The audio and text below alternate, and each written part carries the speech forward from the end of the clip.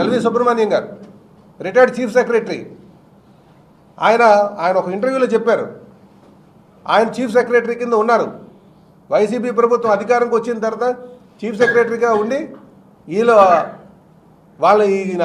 జగన్మోహన్ రెడ్డి గారు ఒక తీరుని చూసిన తర్వాత ఇది ఇక్కడ వీళ్ళతో ప్రయాణం చేయడం మంచిది కాదని చెప్పి ఆయన రిజైన్ చేసి వెళ్ళిపోయారు.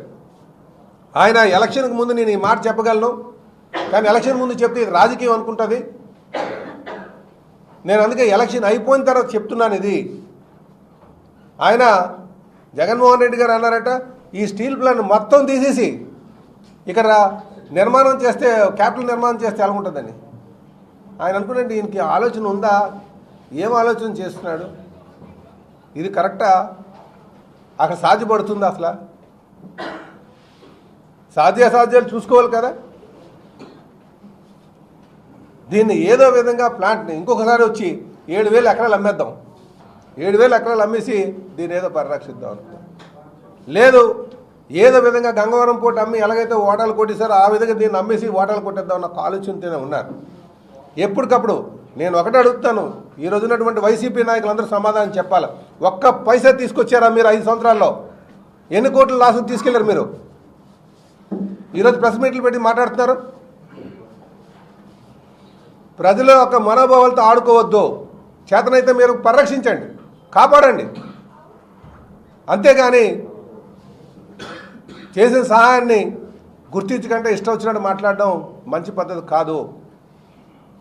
ఈరోజు ఉద్యమం నడుస్తుందంటే దేనివల్ల నడుస్తుందో మీ అందరికీ తెలుసా? ఇంకా 8,000 మంది నిర్వాసితులు ఉన్నారు. ఇక్కడ భూములు వాకులు ఇచ్చినటువంటి 8,000 మంది ఉన్నారు. ఆ ఊరిలోకి వెళ్తే కడుపు బాదుకొని చెప్తారు, మా ఇల్లు వాకులు ఇచ్చాం, మాకు ఉద్యోగం కోసం ఎదురు చూస్తున్నాం. ఈరోజు 3వ తరం 4వ తరం ఉంది. ఈ ఉద్యమం బతికింది అంటే, ఈ ఉద్యమం నడుస్తుంది అంటే కేవలం నిర్వాసితుల వాళ్ళని చెప్పి ఈ సందర్భంగా తెలియజేస్తున్నాను. ఇక్కడ ఉన్నటువంటి ప్లాంట్ల కోసం ఎవరైనా పాటుపడుతున్నారా? గొడవ చేస్తున్నారా? నిర్వాసితుల యొక్క మనోభావాలతో ఆడుకోవద్దు. ఈరోజు 8,000 మంది ఇంకా కార్డులు పట్టుకుని ఉన్నారు. మా పరిస్థితి ఏంటని? ఎన్నో వేల ఎకరాలు ఇచ్చారు, ఊరు కానటువంటి ఊరిలో వచ్చి బతికారు.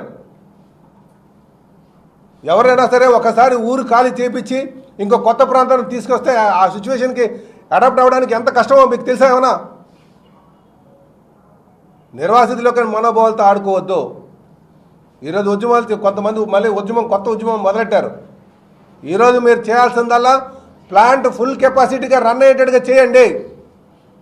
ఎవరైతే వాళ్ళ బాధ్యతలు విస్మరించి నడుస్తున్నారో వాళ్ళకి బుద్ధి చెప్పండి.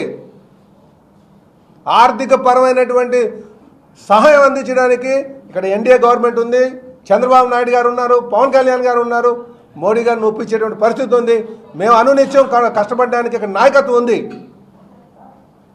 నేను అందుకే చెప్తాను సోదరులారా, ఉద్యమాలు మనం చేయొచ్చు, కానీ ఉద్యమం మీద బతకడానికి ప్రయత్నాలు చేయొద్దు.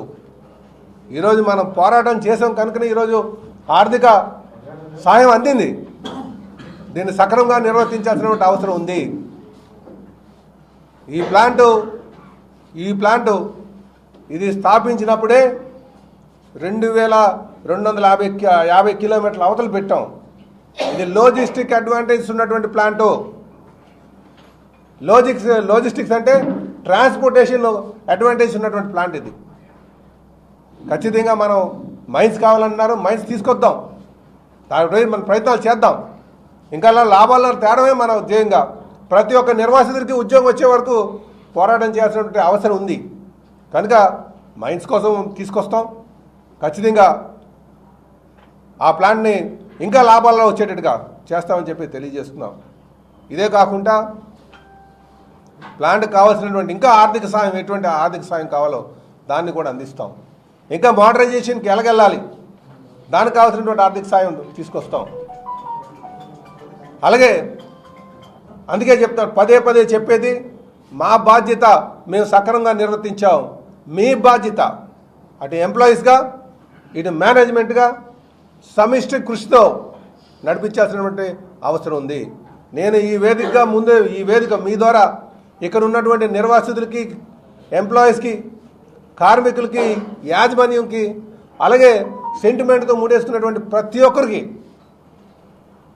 ముడిపడిన